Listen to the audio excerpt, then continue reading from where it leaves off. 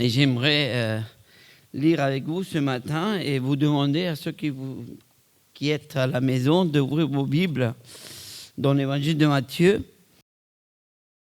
chapitre 19, et nous allons lire les versets 16 à 30. Alors un homme s'approcha de lui et lui dit : « Maître, que dois-je faire de bon pour avoir la vie éternelle ? » « Pourquoi m'interroges-tu sur ce qui est bon ? » lui répondit Jésus. « Un seul est bon. Si tu veux entrer dans la vie, applique les commandements. » « Lesquels ? » demanda l'homme. « Eh bien, répondit Jésus, tu ne commettras pas de meurtre, tu ne commettras pas d'adultère, tu ne commettras pas de vol, tu ne porteras pas des faux témoignages, honore ton père et ta mère, et tu aimeras ton prochain comme toi-même. » Tout cela, lui dit le jeune homme, je l'ai appliqué. Que me manque-t-il encore ? Jésus lui répondit, si tu veux être parfait, va vendre tes biens, distribue le produit de la vente aux pauvres, et tu auras des trésors dans les ciels. Puis, viens et suis-moi. Quand il entendit cela, le jeune homme s'en alla tout triste, car il était très riche. Alors Jésus dit à ses disciples, vraiment, je vous l'assure, il est difficile à un riche d'entrer dans le royaume des cieux. Oui, j'insiste, il est plus facile à un chameau de passer par le trou d'une aiguille qu'à un riche d'entrer dans le royaume de Dieu. En entendant cela, les disciples furent très étonnés et demandèrent : « Mais alors, qui donc peut être sauvé ?» Jésus leur dit : « Vraiment, je vous l'assure, quand le monde connaîtra son renouveau et que le Fils de l'homme aura pris place sur son trône glorieux, vous qui m'avez suivi, vous siégerez, vous aussi, sur 12 trônes, pour gouverner les 12 tribus d'Israël. Tous ceux qui auront quitté à cause de moi leur maison, leurs frères et leurs sœurs, leur père et leur mère, leurs enfants et leurs terres, recevront 100 fois plus et auront part à la vie éternelle. Mais beaucoup de ceux qui sont maintenant les premiers seront parmi les derniers, et beaucoup de ceux qui sont maintenant les derniers seront parmi les premiers. Après la série de l'identité en Christ et après le confinement vécu, une nouvelle série, comme vous a dit Philippe, d'enseignements pour aujourd'hui, qui puisse nous aider à avoir une vision biblique pour l'avenir sera proposée aux églises. Pourquoi ? Parce que nous ne voudrions pas laisser l'Église au gré des interprétations diverses et variées que nous pouvons trouver à droite et à gauche, sur Internet ou ailleurs, que parfois dépassent même les limites que la parole de Dieu a fixées entre les choses qui nous ont été données à connaître et celles qui ne nous ont pas été données. Je crois et je suis convaincu que la parole de Dieu, avec l'aide de l'Esprit Saint, est suffisante dans son contenu pour nous enseigner, nous éclairer et nous préparer pour vivre ce temps qui est le nôtre, ce temps que la parole de Dieu appelle le temps de la fin, dans l'attente du retour de Christ. Le récit de la rencontre du jeune homme riche avec Jésus nous est proposé comme l'introduction de cette nouvelle série, car nous pouvons apercevoir comment la parole de Jésus cherche à accompagner ce jeune homme riche vers un changement de paradigme. Ou autrement dit, Jésus va renverser la logique humaine de ce jeune homme pour qu'il puisse accéder à la logique divine. Je suis convaincu que pour comprendre l'enseignement de la parole de Dieu sur le temps de la fin, le retour de Christ et la suite éternelle, nous devons laisser Dieu tout d'abord renverser notre logique humaine. Parfois, nous voudrions que Dieu nous comprenne sans chercher à savoir ce que Dieu voudrait que nous comprenions. Nous voyons ceci dans ce dialogue que nous rapporte ce texte et qui va mettre en relief la logique humaine qui doit être renversée par celle de Dieu. Je vous propose pour étudier ensemble ce texte 2 points de départ. Le premier, vendre et donner. Le deuxième, s'engager à la suite de Christ. Dans un feuillet de la Bonne Sémence de ce mois-ci, je cite, j'ai lu l'autre jour, je cite, « Lors d'un repas entre amis, nous échangions sur notre vie avec Dieu. Ceux qui étaient croyants témoignaient de leur bonheur de connaître Christ. Mais un des invités qui ne l'avait pas encore accepté dans sa vie nous dit, « C'est beau tout cela. Vous me faites envie. Mais il y a quelque chose qui me gêne, c'est trop beau, trop simple. » Ce témoignage que nous pouvons entendre et comprendre de la bouche d'une personne qui n'a pas été sauvée par Jésus-Christ peut aussi être le reflet d'une réalité vécue et peut-être cachée dans nos vies, dans notre compréhension chrétienne. Au moment de témoigner à ceux et celles qui ne sont pas croyants, au moment de témoigner à l'Église tout simplement, nous exprimons le résultat victorieux apporté par l'action de Dieu dans notre vie. Cependant, dans le témoignage, il y a une partie que nous omettons et parfois que nous refoulons. Il s'agit de notre vécu avant avoir eu le résultat victorieux restitué lors du témoignage. Il s'agit de nos combats, de nos doutes, de nos difficultés pour obéir, nos défaites, nos larmes peut-être, qui ont été autant réelles que la victoire qui nous est donnée en Jésus-Christ. Verset 16. Alors un jeune homme s'approcha de lui et lui dit, « Maître, que dois-je faire de bon pour avoir la vie éternelle ?» Vous savez, ce passage du jeune homme riche est rapporté aussi dans l'évangile de Marc et Luc. Mais mon choix a été porté sur l'évangile de Matthieu à cause de ce verset 16. Pourquoi ? Marc et Luc introduisent la question du jeune homme en disant « bon maître ». Par contre, Matthieu introduit la question différemment en disant « maître, que dois-je faire de bon ?» La nuance rapportée par le premier évangile fait ressortir la logique purement humaine et commune à tous. Que dois-je faire ? Si nous prenons cette question pour l'analyser sans pour autant lui donner des réponses, nous nous rendrons compte de la puissance qu'elle peut dégager dans une logique purement humaine. Dans un arrière-plan juif, nous voyons l'importance qui était donnée à l'action de faire ou d'accomplir pour se distinguer des injustes. Cela peut nous interroger dans notre vie d'Église. Nous passons beaucoup de temps à réfléchir ce que nous pouvons faire pour être ensemble, pour évangéliser, pour mettre en place des activités. Et nos conseils continuent à se poser la même question, que pouvons faire de bon ? Je me demande si le fait de continuer à nous poser cette question va nous aider à nous préparer pour le temps de la fin. Jésus va donner une première réponse directe à cette question de ce jeune homme, versets 17 et 18.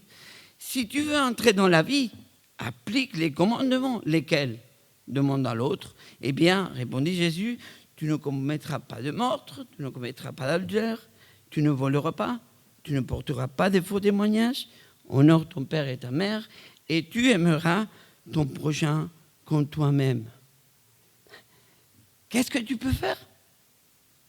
Eh bien, du 5e au 9e commandement, tu as une liste des choses à faire que tu ne seras pas déçu. Jésus répondant à la question du jeune homme riche avec la 10e partie du décalogue qui fait ressortir la relation avec l'autre, avec notre prochain. Vous savez, si Jésus avait arrêté là, nous aurions pu aussi dire que le jeune homme riche, nous aurions pu aussi dire comme le jeune homme riche. Mais cela, on le sait, on l'a entendu tellement de fois, et même que nous le faisons déjà, point suspensif. Si Jésus avait arrêté là, je ne sais pas si je prêcherais aujourd'hui sur ce sujet. Car enseigner ce qui est appris ou répéter ce que nous avons entendu maintes fois peut donner un sentiment de lourdeur, de culpabilité par un discours moralisateur qui va nous faire passer rapidement à une autre chose. C'est comme cela que je comprends la réplique qui va suivre de la part du jeune homme riche. Verset 20, « Tout cela, lui dit le jeune homme, je l'ai appliqué. Que me manque-t-il encore ?» La réponse déjà apprise et connue de Jésus ne comble pas la soif et l'insatisfaction de la logique humaine. Et Jésus le sait très bien. C'est pourquoi il ne va pas s'arrêter là. Verset 21. Jésus lui répondit, « Si tu veux être parfait, va vendre tes biens, distribue le produit de la vente aux pauvres, et tu auras un capital dans le ciel, puis viens et suis-moi. » Voilà la logique humaine est poussée à l'extrême. La logique qui cherche la perfection, la plénitude, le fait de faire tout correctement, sans faute et sans tâche. Nous pouvons qu'être d'accord avec ce jeune homme. Qui d'ici ne voudrait pas, ou qui de la maison ne voudrait pas avoir pris la bonne décision, pas avoir dit les bons mots et les bons moments. Qui d'ici n'aurait pas voulu répondre autrement ou plus justement. En fait, nous anhelons tous cette perfection. Jésus ne dit pas les choses pour provoquer ou pour nous décourager. Il lui a dit pas ça pour le décourager et le voir partir. La parole de Dieu nous dit les choses parce que Dieu nous connaît et il connaît vraiment notre besoin. Il connaît notre logique limitée et notre vie incapable d'atteindre cette perfection.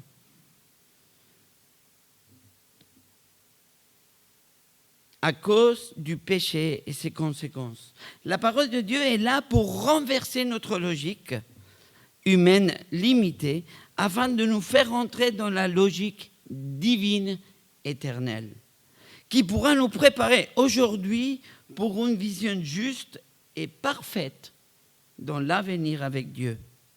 Le jeune homme n'a pas besoin de faire, il a besoin d'être.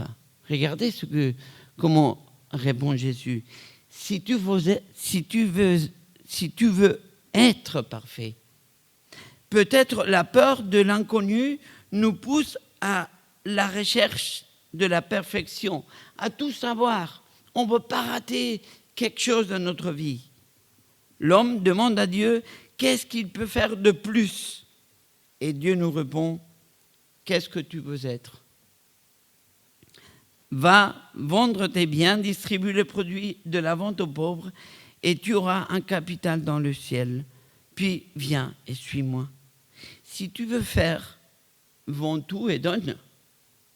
Autrement dit, tu peux faire tout à l'extrême et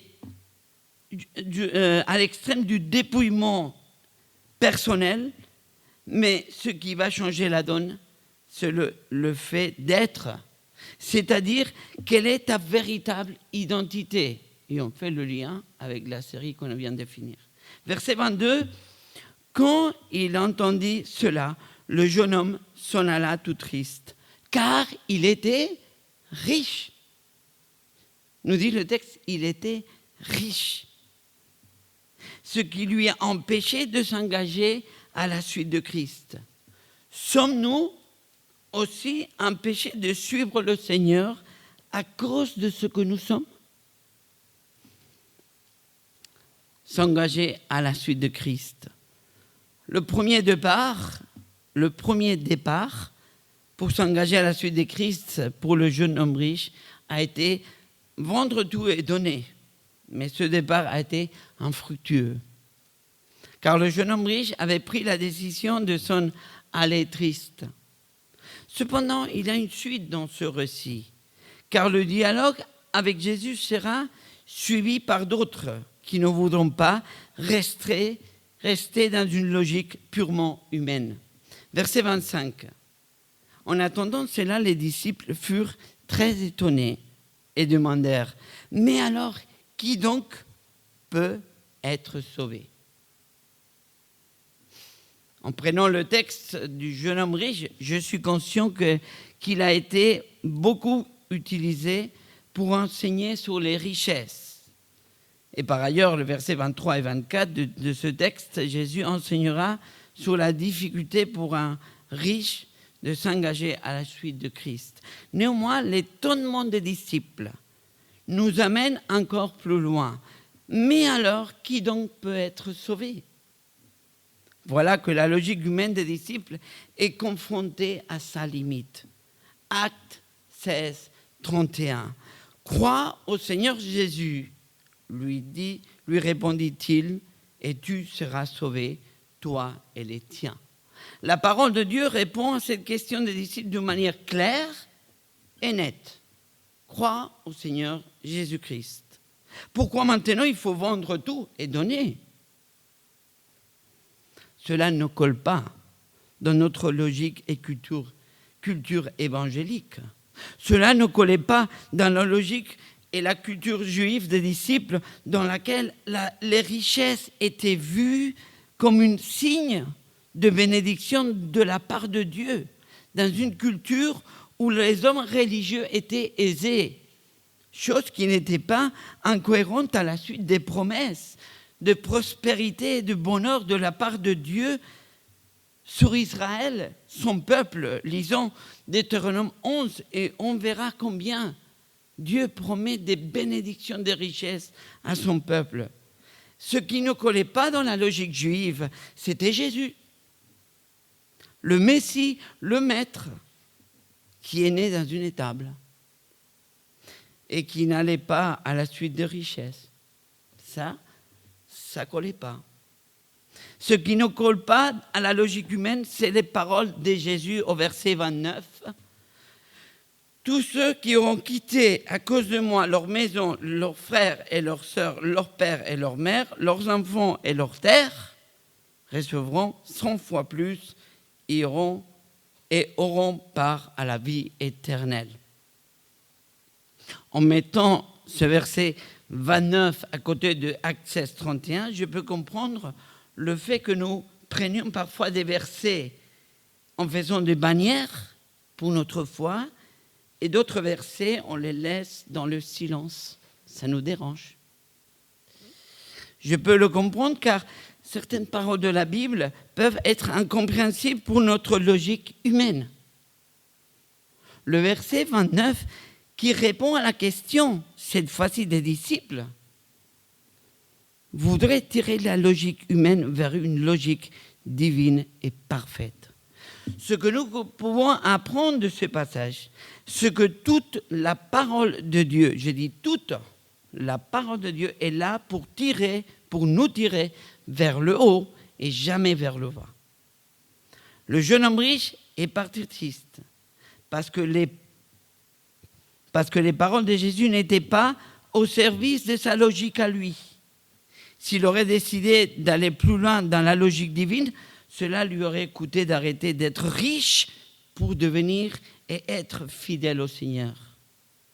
Pour nous, c'est la même chose aujourd'hui. Dieu nous demande d'arrêter d'être ce qui nous empêche d'être fidèles au Seigneur.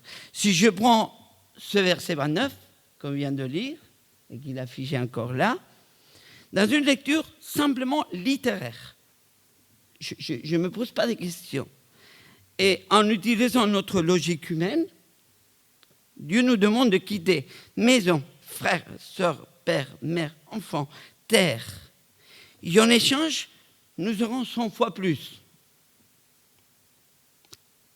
Mes frères, mes sœurs, qu'est-ce que nous allons faire avec 100 maisons? Qu'est-ce que nous allons faire avec 100 frères? Ou 100 enfants? Je m'imagine 100 Élyséos, je ne peux pas. Qu'est-ce que nous allons faire avec 100 terres? Vous vous imaginez, vous qui travaillez la terre avec 100 fois plus? Est-ce que vous y arriverez?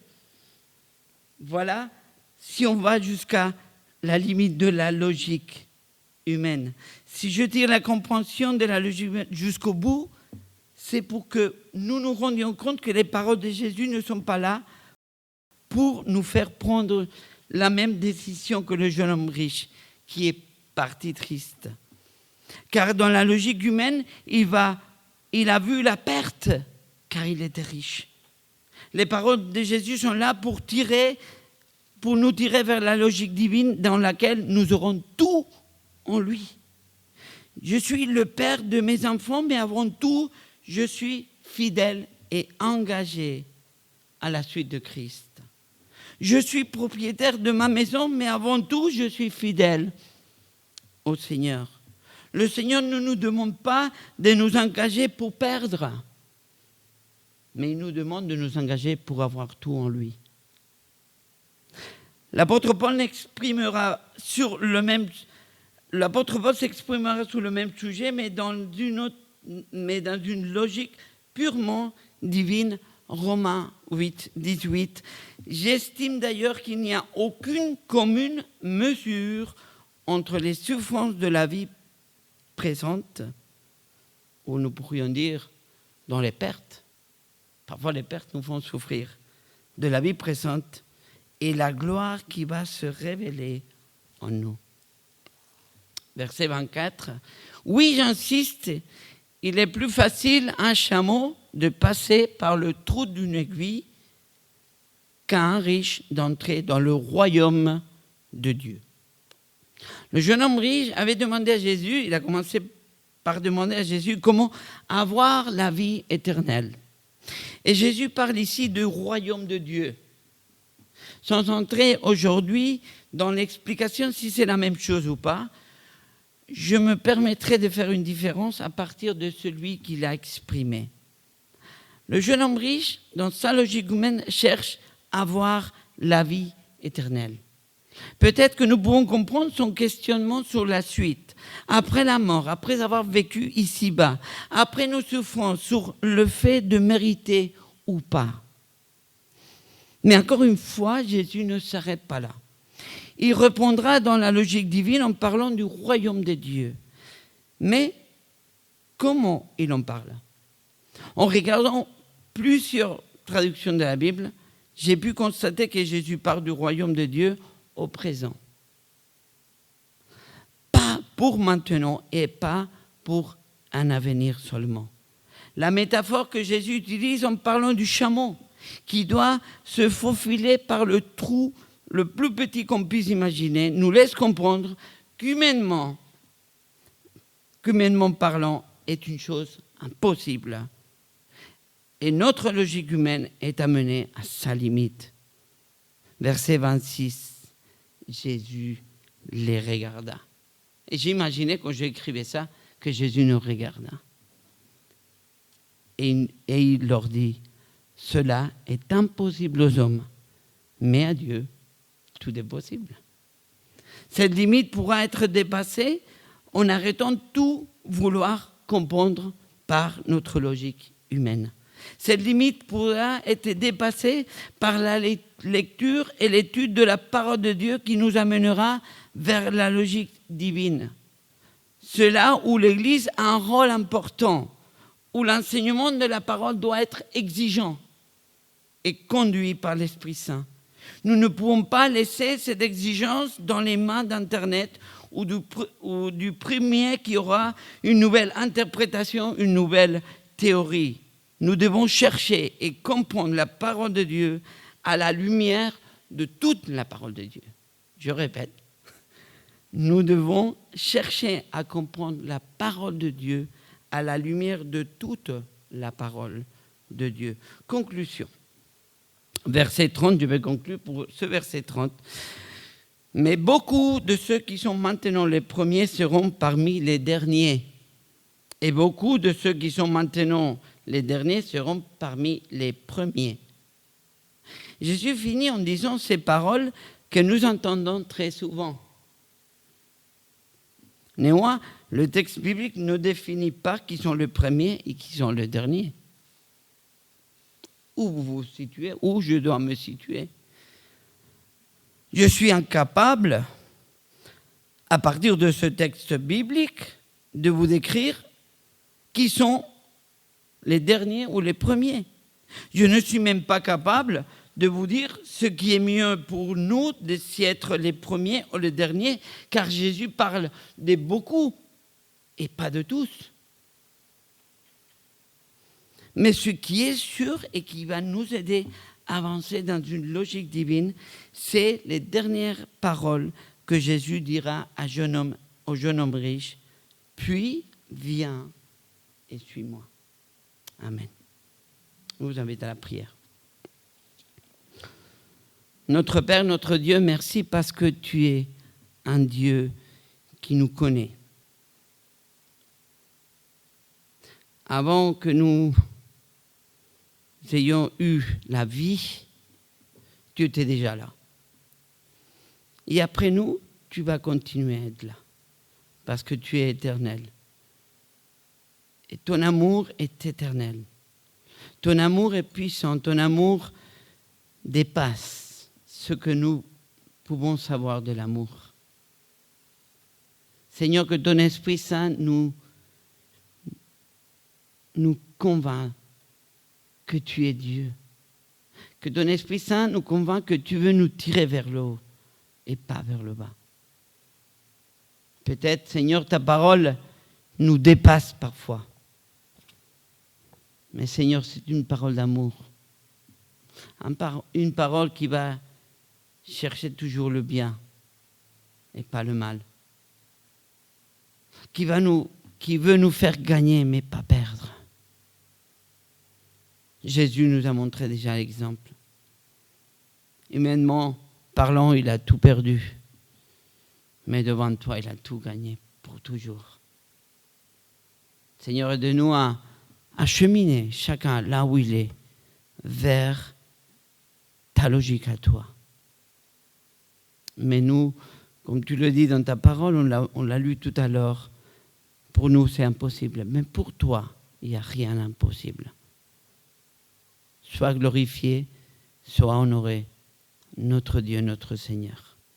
Au nom de ton Fils Jésus. Amen.